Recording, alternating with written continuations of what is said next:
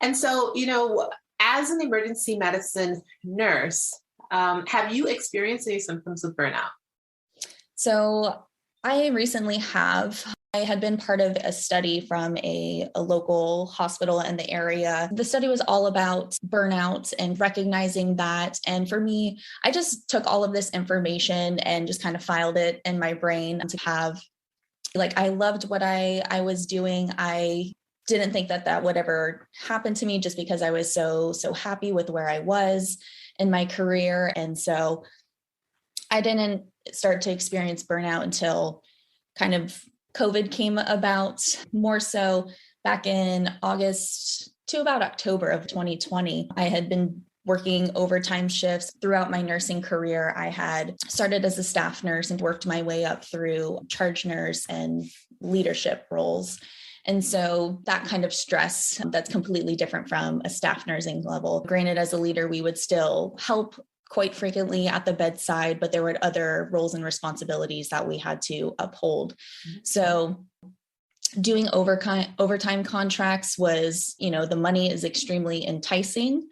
And, you never think that burnout or compassion fatigue is going to happen to yourself. You see a lot of other people go through it. I had a close nursing friend that was struggling with it.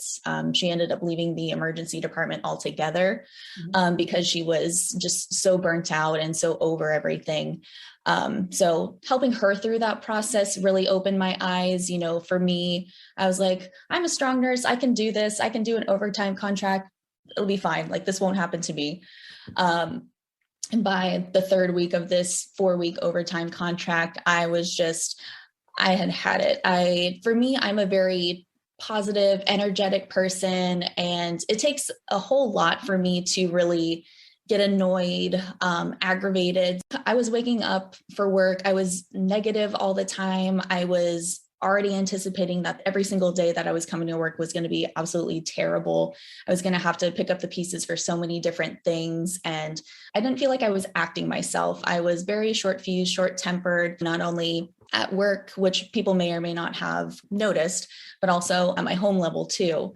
So I hit my breaking point one morning before going to work. I absolutely just bawled my eyes out. I was crying hysterically to my husband, and we had had numerous conversations about leaving my current role and going elsewhere to be a little bit more happier. And so when I hit that breaking point that morning, bawling my eyes out, just shaking from the anxiety of tackling another day, I realized then and there, I need to do what's best for myself. I need to do what's best for my family, and I need to look elsewhere. Again, I never thought that something like this would happen to me, and didn't really realize the anxiety aspects or the negativity that it has on you and others around you. So once I unfortunately hit my breaking point, other people that I had spoken to or helped through the burnout process and just talking about it, overall, it took that breaking point for me to know that I needed to focus on myself. I needed to not please everybody else around me. I needed to please myself. It's unfortunate that for so many of us, it takes getting to that point to realize the importance of self-care, the importance of making our needs central. Yeah, that's so true. Ever since that breaking point, I really realized that I need to take time for myself. I need to do more self-care activities. So I have been very adamant about that. For us, by us, and just for us, this is hope for men.